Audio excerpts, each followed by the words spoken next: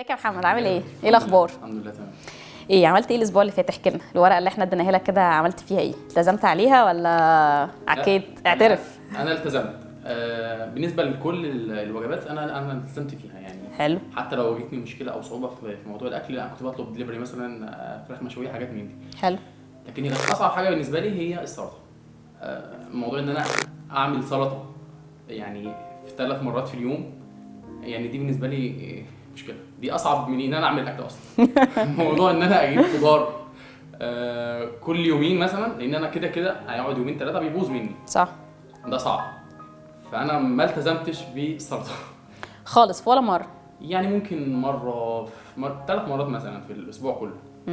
لكن ان انا التزم بيها دوما ما اعرفش، يعني صعب. يعني انا ممكن مثلا اقعد في اليوم اعمل الفراخ كلها او اعمل وجبات الاسبوع كله في يوم واحد مثلا. طب يا محمد بص، انا هقول لك على طريقه سهله جدا انك انت تعمل بيها السلطه. حاول ما تعملش السلطه على ان هي حاجه صعبه، يعني ان هو طبق واقعد بقى اقطع الخيار واقطع الطماطم واقطع الفلفل واقطع البصل واقطع الجرجير. ما تعملش الكلام ده كله. تعرف يا محمد وانت بتشوي الفراخ بتاعتك كده تغسل لك خيارتين وشويه جرجير وتقوم جاي واكلهم والفراخ عماله بتتشوي؟ لا، سهله دي. سهله دي، حلو. طيب انت قلت من شويه او انا سمعت منك انك انت بتقول الخضار بيبوظ. انا هقول لك على طريقه حلوه تخلي الخضار ما يبوظ.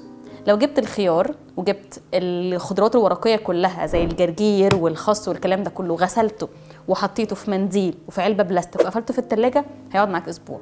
حاجه زي الجزر، حطه في علبه فيها ميه واقفلها، هيقعد معاك اسبوع.